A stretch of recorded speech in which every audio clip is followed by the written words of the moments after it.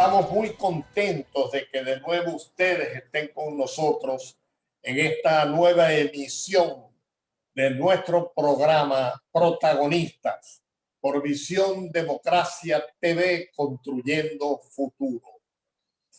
Pero entrando en materia, hoy vamos a colocar en el centro de nuestra conversación el por qué es fundamental que los hombres y las mujeres de nuestro país asumamos sin ningún tipo de vacilación ni duda la defensa del Parlamento legítimo de Venezuela, el cual indiscutiblemente se ha convertido en el epicentro de la defensa de la Constitución de la nación.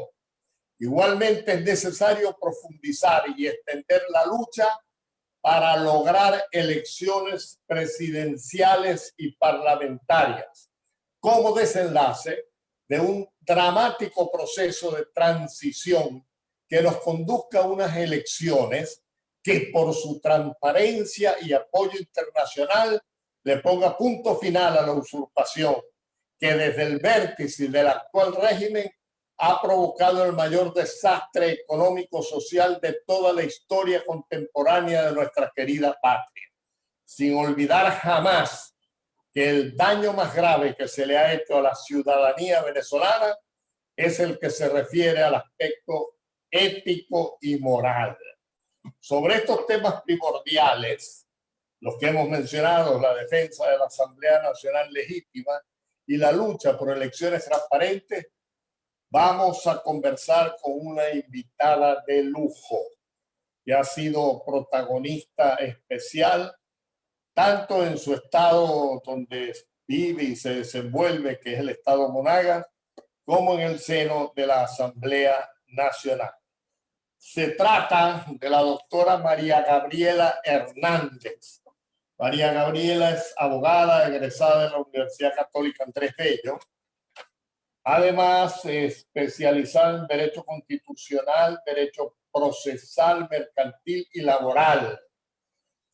Corredactora de la Constitución del Estado Monagas, diputada a la Asamblea Nacional electa por el Estado Monagas para el periodo 2015-2020, pero hay una continuidad administrativa y se mantiene como diputada al Parlamento. Presidente de la Comisión de Ambiente, Recursos Naturales y Cambio Climático de la Asamblea Nacional y vicepresidente del Parlamento Amazónico. El currículum de ella es mucho más amplio, pero hemos tomado solamente algunos aspectos del mismo. En este sentido, a mí, bienvenida María Gabriela, y me gustaría arrancar de una vez con una pregunta que creo que es central.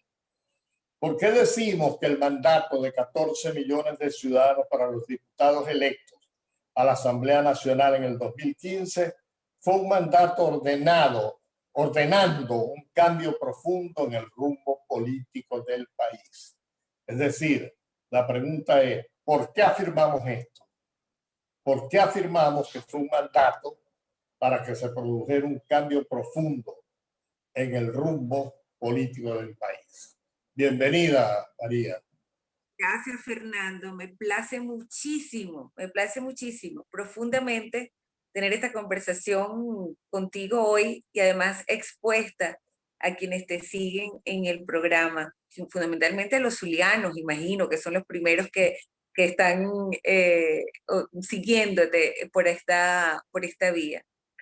Y recuerdo con mucho cariño el apoyo y los consejos que desde el 2014 estuviste brindándome cuando estábamos en la primaria para aquella elección histórica parlamentaria en el año 2015, y lo cual agradezco muchísimo, Fernando. ¿Por qué aseguramos esto? Y veo que tomaste varios párrafos de mi intervención del jueves pasado en la comisión delegada de la Asamblea Nacional. Porque en el año 2015, cuando todos los venezolanos nos reuníamos alrededor de los de los candidatos a la Asamblea Nacional para ese momento, escuchábamos a un unos ciudadanos alegres en cada concentración, gritando cambio, cantando aquella canción de cambio que marcó la característica de esa campaña. Y cuando, por supuesto, nuestra labor como políticos, como líderes, es la conversación, es la palabra, es el intercambio de palabras, el análisis de palabras para convertirlo en acciones políticas. Cuando esas personas, tú les preguntabas, pero ¿cuál es el cambio que tú quieres? ¿Cuál es el cambio? Bueno, yo quiero tener buenos servicios, quiero volver a tener hospitales correctos, quiero volver a poder tener un empleo que me remunere, con el que pueda hacer crecer a mi familia. Quiero tener la posibilidad de que mis hijos tengan un mejor futuro y una mejor educación de la que mis padres me pudieron ofrecer a mí, porque había en el venezolano, y existe todavía, el ansia de hacer mejor a la generación que nos sucede. Y eso es algo que marca la característica del venezolano en todo el territorio. Aunque seamos distintos y cada región goza de sus cosas sabrosas, como dicen ustedes en el Zulia, y de sus características propias, algo que nos caracteriza a todos en Venezuela es que sobre todo la madre, la cabeza de familia, siempre acompañada del hombre, va, eh, eh, digamos, significando que la generación que ella está levantando sea mejor que la marcó a ella. Entonces, ese sentido de superación, de progreso, de tranquilidad, de paz, y donde podíamos bromear, eh, digamos, con la política y a la vez, eh, digamos, criticarla desde el ámbito ciudadano, eso se había perdido. Y se había perdido y la gente lo entendía muy bien por una presidencia que no concluía, porque se ve como una continuación, la de Maduro, de la de Chávez, una presidencia que no concluía y que estaba, digamos, haciendo retroceso de nuestros valores y de nuestras conquistas democráticas. Eso se entendía por el ciudadano y nos los transmitían. Y cuando entendíamos que ese mandato de cambio, que significó una Asamblea Nacional mayoritaria electa en el año 2015 por más de 14 millones de venezolanos que hicieron un acto electoral legítimo en esa oportunidad, y decía yo en mi discurso, aún cuando las condiciones democráticas ya eran precarias, en ese momento, ese mandato de cambio significó para los diputados electos en el año 2015 un deshojar la Constitución, un intentarlo todos los mecanismos constitucionales que existían en la Constitución para nosotros ir a unas elecciones presidenciales y obedecer, materializar ese mandato de cambio. Por eso, durante el año 2016 y los siguientes, lo intentamos todos, el revocatorio, la reforma, la enmienda, las leyes de amnistía, los votos de censura, los diferentes ministros en aquella oportunidad, hasta que llegó entonces el Tribunal Supremo de Justicia con órdenes directas de acabar con esa soberanía transferida a la Asamblea Nacional a través de diferentes sentencias, que hoy suman más de 145 sentencias del Tribunal Supremo de Justicia que golpea las competencias de la Asamblea Nacional. Vamos a tener que ir a un breve corte, regresamos en un momento, pero antes quiero dejar en el ambiente la siguiente pregunta. En el ambiente, por supuesto, para María Gabriela. En las condiciones actuales, ¿cuál es tu posición con relación a las elecciones que está convocando el régimen de Maduro para elegir alcaldes y concejales a mediados de año? Y las está convocando con las condiciones, como dije al principio, actuales. ¿Cuál es tu posición al respecto? En un momento regresamos.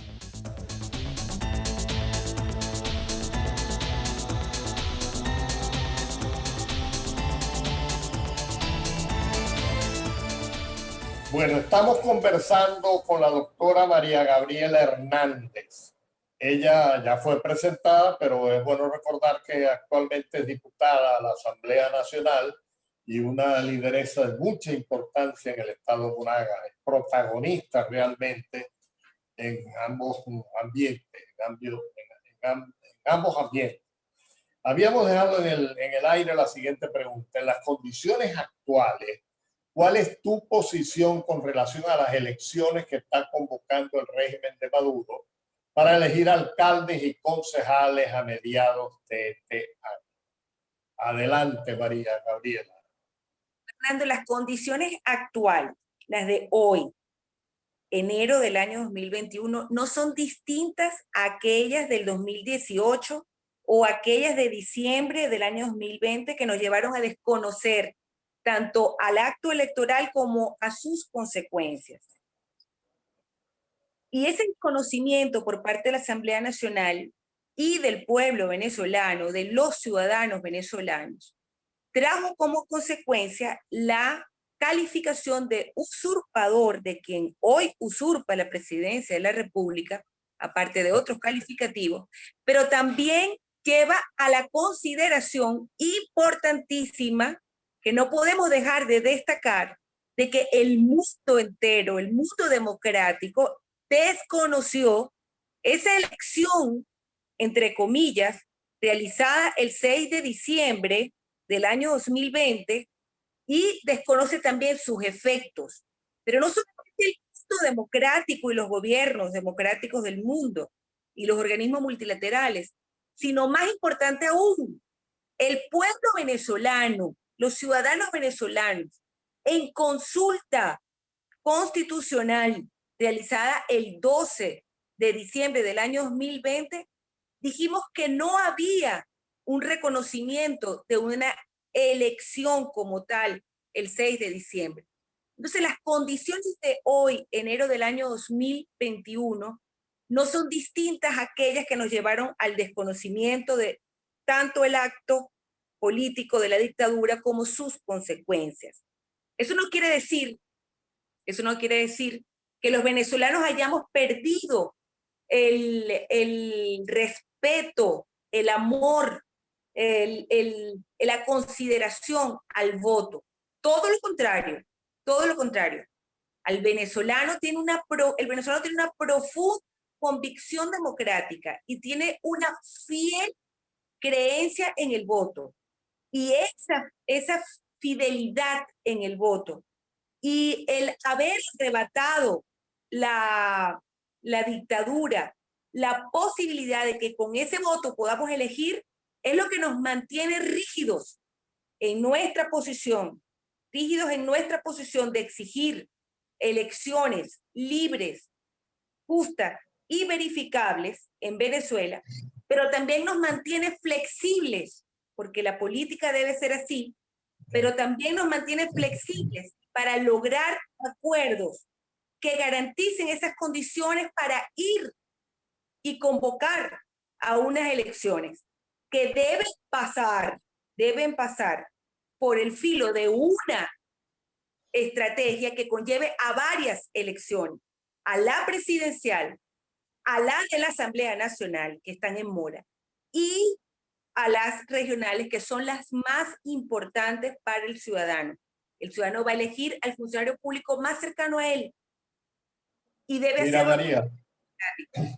María, mira, aprovechando esta parte de la conversación, ¿qué factores han impedido en el seno de la Asamblea Nacional una mayor cohesión de las diferentes fuerzas de oposición, casualmente en defensa del Parlamento y sobre todo en la lucha por elecciones verdaderamente transparentes? ¿Qué factores están influyendo en eso? Vamos a tratar de, porque tengo una cantidad enorme de preguntas y te quiero aprovechar al máximo, de tanto yo ser breve en la pregunta como tú breve en la respuesta, ¿no? Pues quiero preguntarte un montón de cosas. Sencillo, Fernando. Son dos factores. Uno, la dictadura. Y dos, la convicción democrática de los actores que estamos en la Asamblea Nacional. La dictadura porque la dictadura no quiere que haya unidad. La dictadura no quiere que las fuerzas unitarias se fortalezcan. La dictadura engaña, miente, extorsiona, compra voluntades, compra conciencias. Sí. La dictadura no quiere que los venezolanos estemos unidos y que tengamos una representación digna y honesta. Pero por otra parte, dentro del mundo democrático, dentro del mundo de los demócratas, nosotros somos demócratas, expresamos nuestras diferencias, exigimos públicamente e internamente lo que nosotros, a nuestro parecer, debe ser lo correcto y está pegado a la Constitución.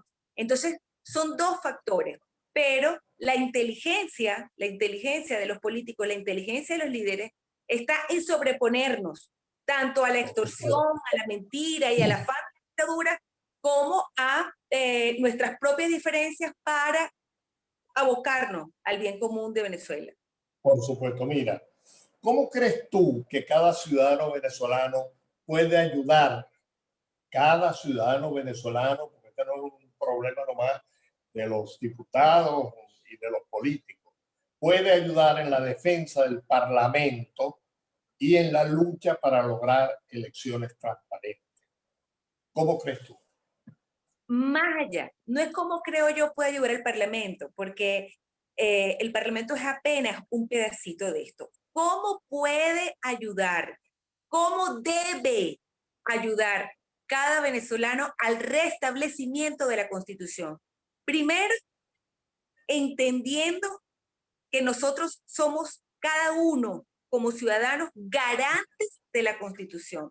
Es decir, tenemos el deber y tenemos el derecho de defender la Constitución en cualquier plano.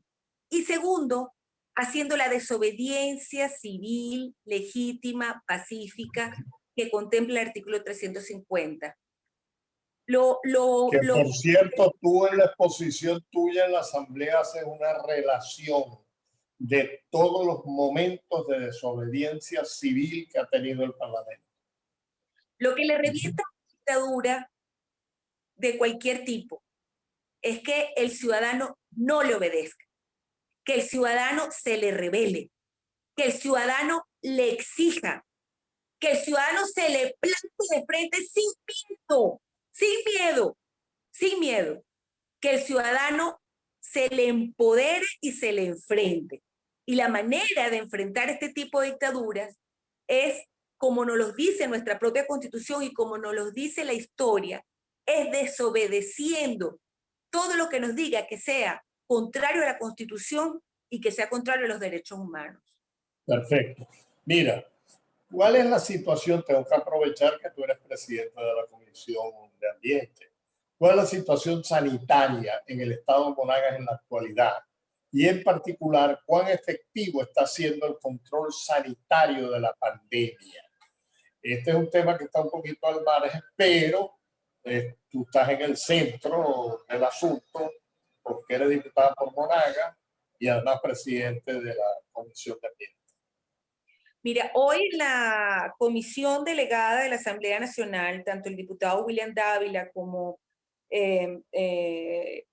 José Manuel Olivares, tuvieron unas intervenciones fantásticas en relación a este punto. No es cómo se está manejando la pandemia en Monagas, es cómo se está manejando la pandemia en toda Venezuela por parte de la dictadura, es con absoluta irresponsabilidad, con absoluta indolencia a lo que es la vida del venezolano, pero sobre todo del más humilde de los venezolanos.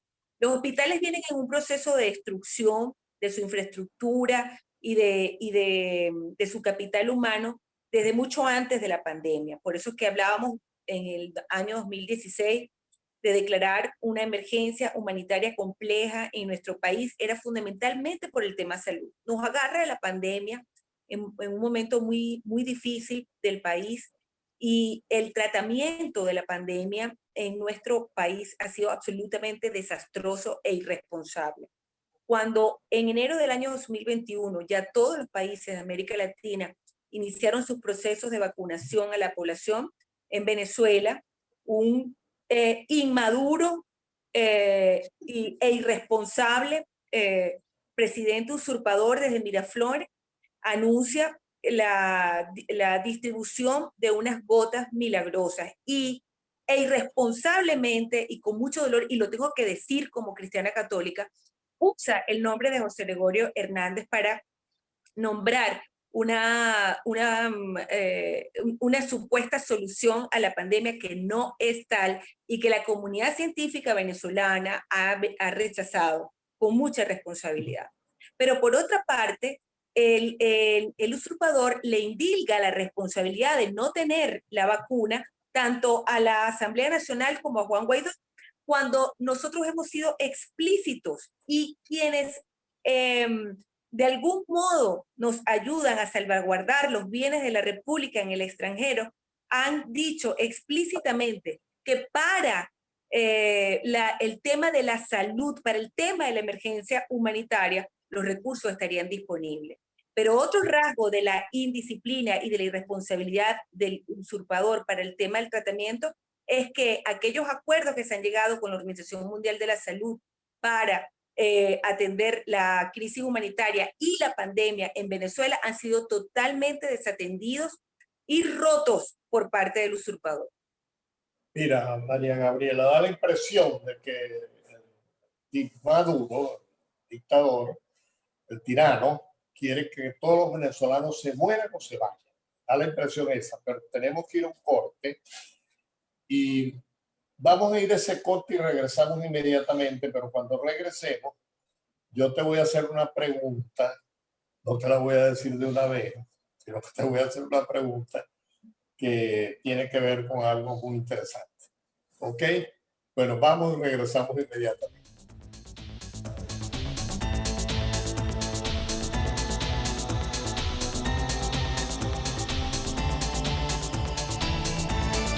Estamos conversando con la doctora María Gabriela Hernández. María Gabriela es diputada por el estado Monagas en la Asamblea Nacional, presidenta de la Comisión de Ambiente. Yo había dejado en el aire no había dejado en el aire la pregunta, la voy a hacer ahora. ¿Cómo surge en ti la vocación política? ¿Cómo has hecho, María Gabriela, para combinar tus responsabilidades de esposa, madre, y todas las demás que se derivan de tu liderazgo en el Estado Monagas y en la Asamblea Nacional? Primero, ¿de dónde sale tu vocación política? Y segundo, ¿cómo has hecho para combinar tantas responsabilidades diversas? Fernando, gracias por esa pregunta. Tú sabes que desde muy niña tengo adversión a la injusticia. Siempre reaccionaba de una manera, digamos, fuerte cuando estaba en presencia de algo que para mí era injusto. Luego me hice abogada, quizás por la influencia de mis padres, ambos abogados, una juez y un abogado en ejercicio.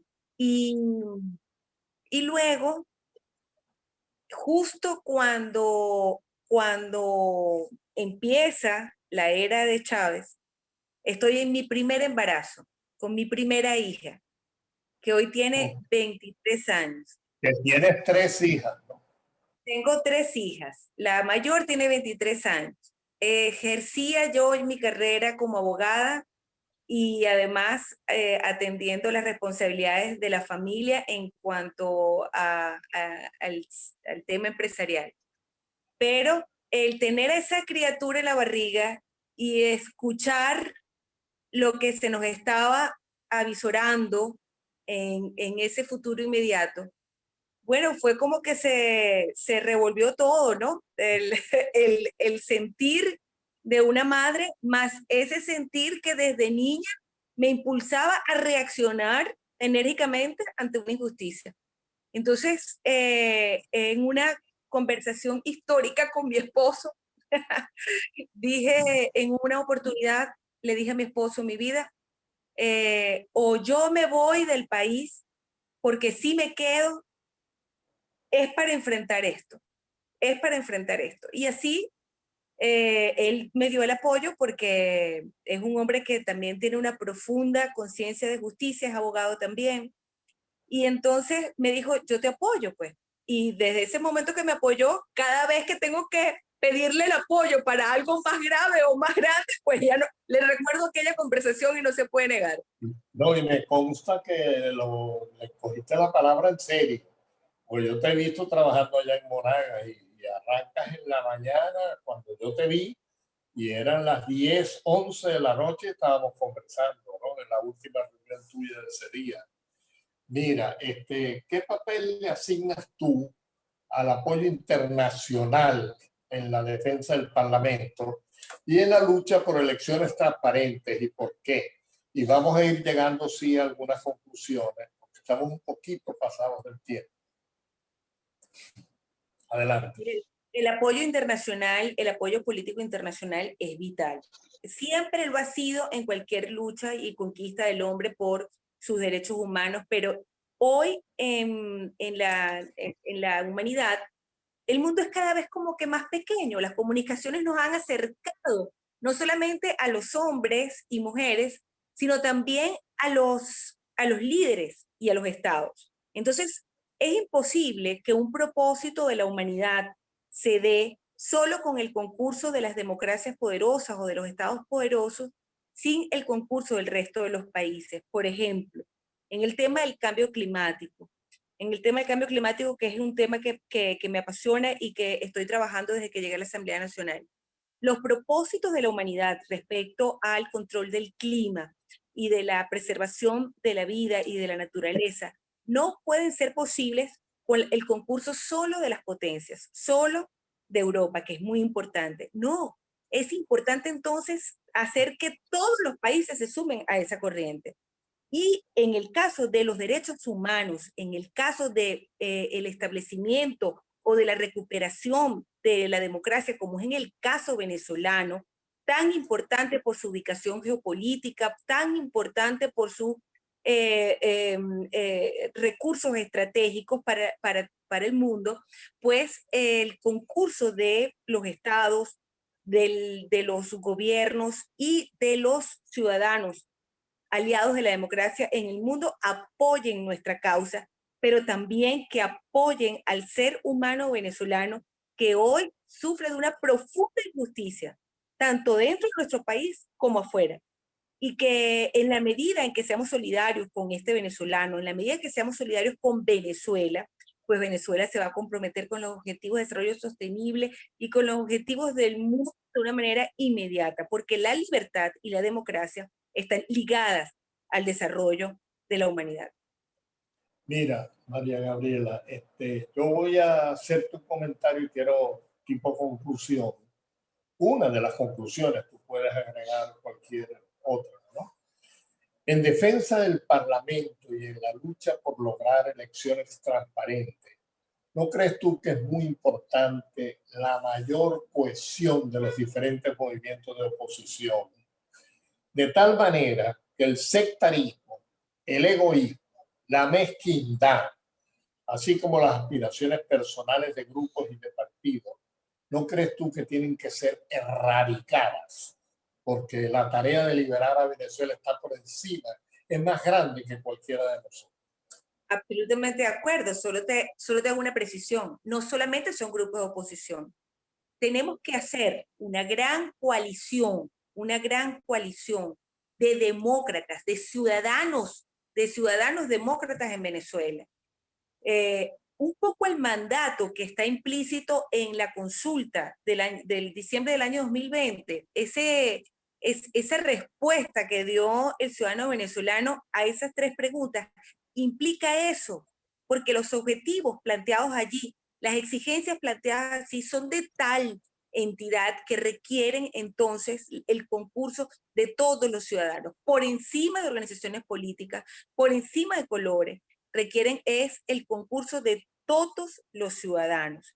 Y todos los ciudadanos debemos confiarnos el uno en el otro y buscar más allá de la mentira y del cinismo del régimen que pretende dividirnos, que pretende acorralarnos y que pretende sumergirnos en el miedo, levantarnos sobre eso con nuestra bandera bien en alto y resistirnos y rebelarnos a la dictadura.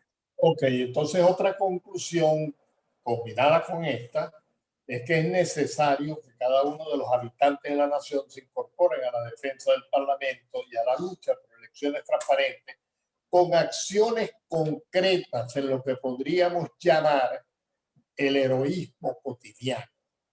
Porque a la gente siempre le pregunta a uno, ¿cuándo salimos de esto? Y yo por lo menos le respondo, ¿y tú qué grano de arena estás poniendo en tu actividad cotidiana desde donde tú estás para salir de esto? ¿No te parece que esta sería otra conclusión? Me encanta esa definición del heroísmo cotidiano. Tenemos ejemplos de heroísmos cotidianos todo el tiempo en cada venezolano. Ahora, ese heroísmo cotidiano tenemos que organizarlo hacia un solo sentido.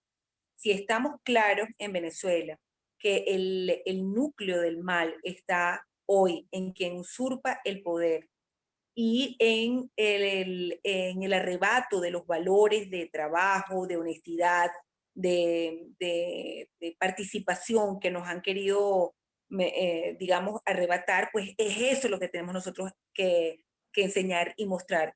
Más honestidad, más participación, más alzar la voz, más organizarnos, más creer en nosotros mismos y más creer en la capacidad que tenemos cada uno y como sociedad de superar estos momentos tan trágicos de la nación. Lo han hecho otros países, lo han hecho otras sociedades en circunstancias peores, lo hemos hecho los venezolanos en circunstancias peores, nosotros podemos hacerlo. María Gabriela, muchísimas gracias por tu participación en este programa. Y bueno, seguimos en contacto y a los que nos están oyendo y viendo, los invitamos para una nueva emisión del programa Protagonistas por Visión Democracia TV, Construyendo Futuro. Y no olviden de suscribirse al canal. Un gran abrazo y adelante. Abrazo, Fernando.